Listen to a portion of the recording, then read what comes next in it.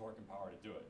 And the cool thing is that these are clutched automatically, so no driver input needed, but it's also seamless. So the highway efficiency unit is cruising along doing its thing, and if the driver puts their foot to the floor, the torque unit spin up, clutch engages, and takes over, and it does all of that before we've maxed out the torque on the efficiency unit, so it's completely smooth. There's no turbo lag or jerkiness or anything like that, no driver input needed. It's smooth, both in terms of acceleration and deceleration for regen. It's really cool happening all behind the scenes. Yeah, I mean, what I find actually really wild about this is that you can have a truck which is 82,000 pounds, and by the way, the reason we can actually do 82,000 pounds is that there's a 2,000 pound extra that's allowed by law for electric trucks. So you get a little bit of a advantage on the weight side. But you can basically pull 82,000 pounds at cruise using, and the only thing that's doing that is a tiny little motor on one axle. Oh, that big, well, football size maybe? Yeah, you can carry it. Yeah. Like, it's like a, You can check it in your luggage. Good luck doing that with a diesel engine. And one of those is more powerful than a diesel. Yeah. Yeah, just that one little guy is more powerful than a regular diesel engine on a semi-truck. But it's just, I find it like amazing that this enormous thing can be pulled by something that you could carry in your hands. It's like, wow, that's power density. Yep. Yeah. So yeah, and then in terms of, we're putting this to use in the real world. Yeah.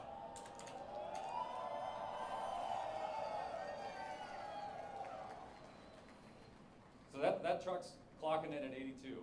That's weighing 82,000 pounds. And when you see that pass shot again, you'll notice that speedometer is climbing. We're going 6% and accelerating up that grade. This is where it comes in. Yeah, it's like driving a normal car, not like driving a truck. It's just that you're moving 82,000 pounds. Yeah. Yeah. So any highway grade you come across, you can tackle at speed. Yeah. There's no compromise. No slowdown. No. And the other beauty is that you've got all this power going up, but you also have it going down. And what that means is you've got regenerative braking. So rather than using a Jake brake or engine braking like a diesel truck does, where you have to worry about hitting your shifts. If you miss a gear, you're onto your brakes and potentially in a runaway situation. You don't have to worry about any of that. There's no shifting, no nothing. And so the regen recaptures all that energy as you're going down these grades. But on top of it, it also is a safer system for not just the driver, but everybody on the road, because there's no gear to miss. I mean, it's worth re-emphasizing that point. Because it's an electric drivetrain, when it goes downhill, or when you slow down, it recaptures the energy of motion or the energy of height. The potential and kinetic energy are largely recaptured, whereas for a diesel truck, that's not possible. You can't just create diesel. So you just end up heating brakes. And then your brakes overheat, and you can't use them, and then it's pretty dangerous because the brakes stop working. Yeah, that's why you have runaway truck ramps. Yeah. Yeah.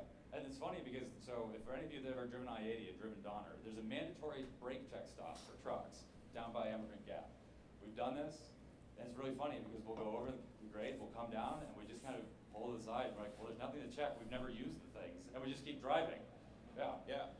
And we get to the bottom of the hill, we have cold brakes. Yeah. That's like mind-blowing in the trucking world. So it's like insane, basically. And you can, so.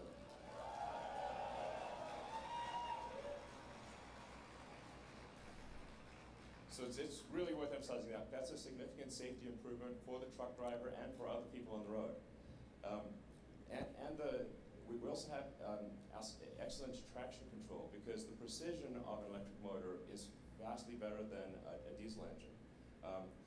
It's sort of got like I'm trying to think of the right analogy here, but it's got the precision of like a laser printer. It's not great. It's like really precise. That's what I'm saying. And the reaction is, so it's like you don't have to worry about, like traction control is awesome. It's automatically stopping the truck from jackknifing. It's doing all this safety stuff in the background that just isn't possible with regular diesel trucks. It's a step change in technology in so many ways. Yeah, and the tight integration with the software team that we have here really makes that happen because it means that we can take all precision and actually put it to use. It's not some tie-in of some third-party powertrain. No, this is all in-house. As we do this really neat, chassis control work at the brake level, the traction control level, we integrate with our total stability control system and make sure that the driver has a lot of confidence, but also has everything they need to stay on the road. It's a really nice, neat integrated package overall in terms of software and control, and it's totally seamless to the driver. And it'll be a game changer in terms of safety. Yeah.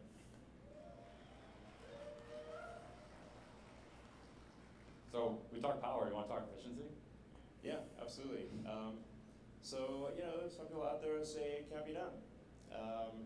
I don't know who might say that, but I've heard rumors. So we just did it. Yeah.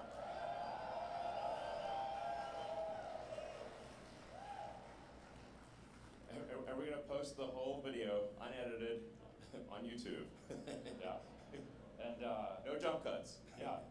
And this wasn't, some ultra clean, precise test track simulation or something where we, shut down a road. Nope. This is real world. This is over Grapevine. This is with traffic. This is true 500 miles. We were loaded just under 82K. We no special aero treatments. Yeah. Car came off the line, shook it down, made it run. That's it. Yeah, there was no fast moves here. Nope. So to be clear, it's not like, and what tricks did they pull? Well, there are actually a whole bunch of tricks we could have pulled. Yeah. And didn't.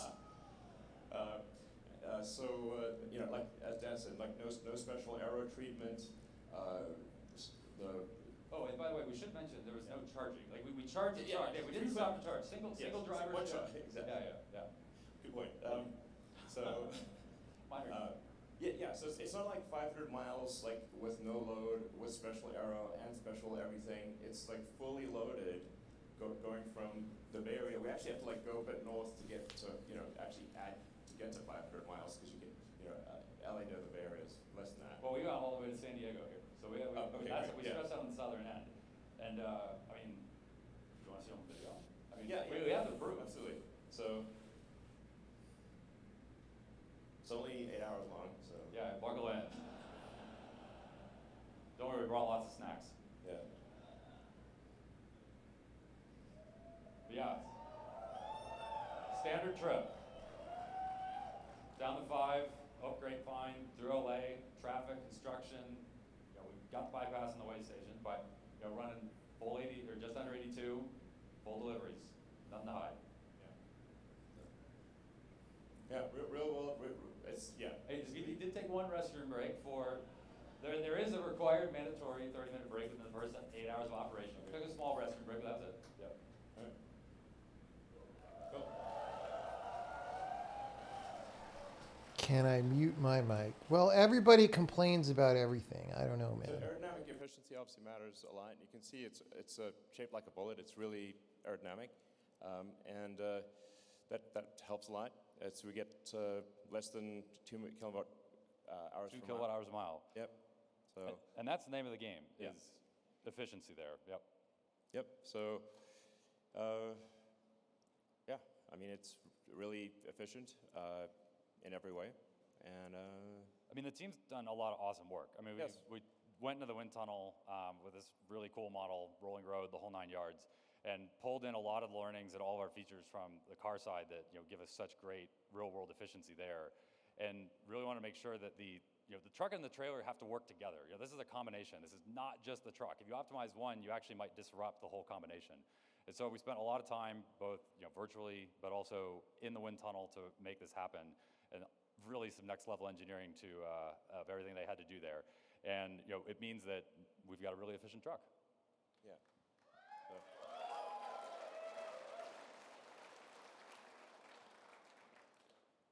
As I said, it's as easy to drive as a Model 3. So it's with basically no training, you can drive this.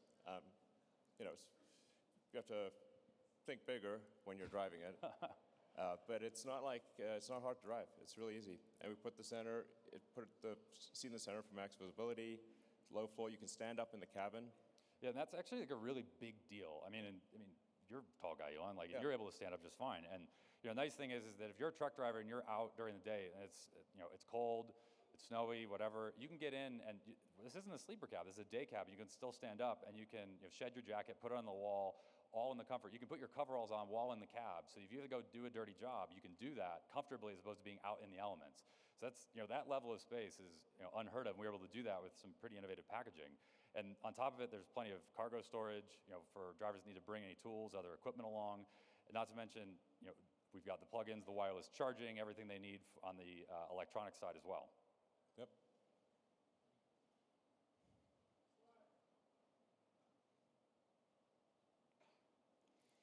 Yeah, so I've got efficiency in every aspect of the vehicle. I've got one-touch suspension dump, so it's very easy to attach to the trailer. It saves time and money. The fleet's more efficient, and the driver's home sooner. Yeah, I mean, really, we're trying to extend the idea of this efficiency from not just while you're on the road, but into the yard as well. That's before and after the truck has done its job on the road, because that means that drivers at the end of the day are spending less time at the yard, and they're getting home earlier, and it makes their lives easier. We got a light test that's easy to execute, helps with compliance. There's all these little things that the design team really spent their time researching. They did ride-alongs, they studied, they did all this work. It was really cool to watch them put. I mean, I think they even took like a bunch of like the various cups and put them in CAD, and you'll see them like put them in various cup holder sizes and places. They'll like mock up a bag. They'll do all kinds of neat stuff to understand how a driver works throughout the day, and it means that they'll have a more efficient experience overall. Yeah. Great.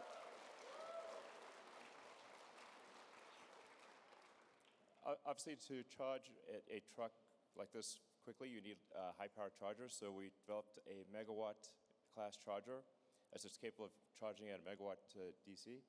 Yeah.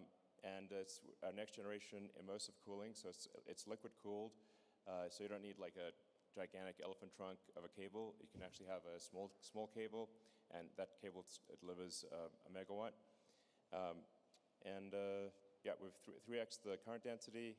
I mean, this is really cool stuff. I mean, you're actually immersing the conductor in the coolant, this water-based coolant that we have, and we're then doing some really neat isolation monitoring on the back end to ensure that it's safe and delivering that it needs to. But it means that we can really shove a lot of current in a very, very small place. So, for those that have worked and charged their cars on a V3 supercharger and the cable's nice and maneuverable, it's the same thing here, but now we're just shoving a megawatt through it instead. So, this is key for high power applications like semi, but you want to tell them or do you want me to tell them?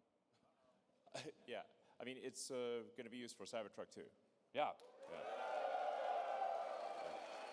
So this is coming to our superchargers next year.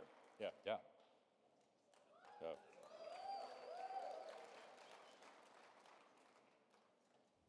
So the future of transport obviously requires a sustainable energy infrastructure. So you got to have all aspects of the energy question answered. Sustainable power generation, then you've got to store the power, and then you transfer the power to the vehicle. So the three pillars of a sustainable energy future are sustainable power generation with solar and wind. I'm actually a fan of nuclear, which we should support, and geothermal and many others. But things that are sustainable long-term, But things like wind and solar are intermittent, so you have to have the battery pack to store the energy, so when the wind doesn't blow and the sun doesn't shine, you still have energy. And you can also buffer the power so you're not overloading the grid with spike loads. Yeah, and our semi-customers are actively deploying this today, and we're working with them so that they have the pathway to get towards 100% sustainable future.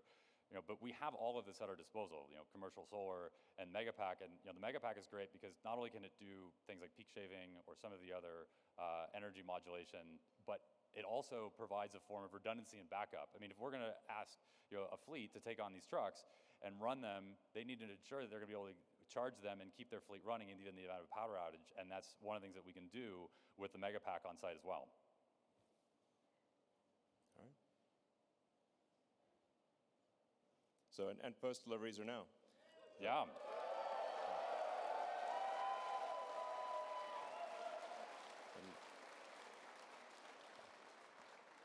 So we'd just like to thank PepsiCo.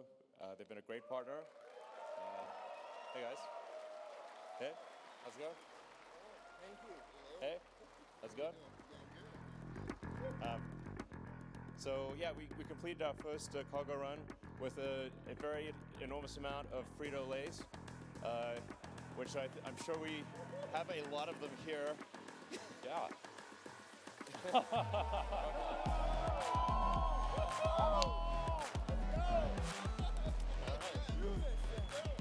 right.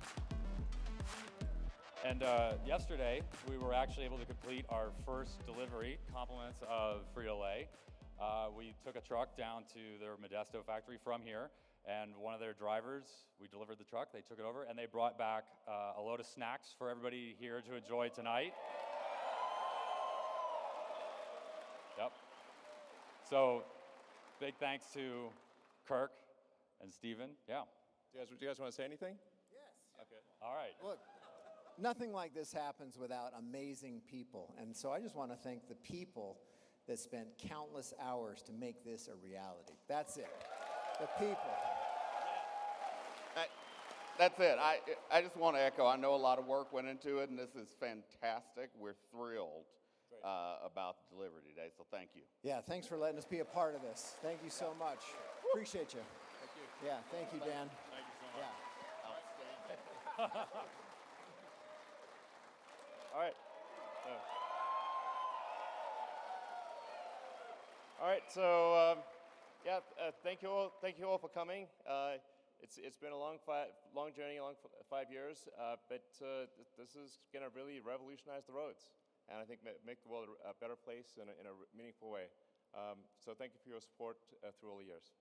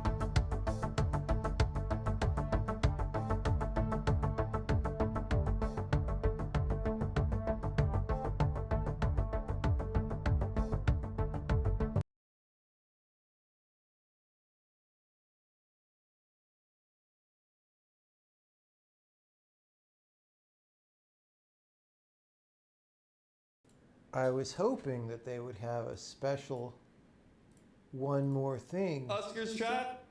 What's up? with the Roadster, but this was not to be. This was not to be. All right, I'm going to split the stream so that people who want to see mic is a bit low. Dude!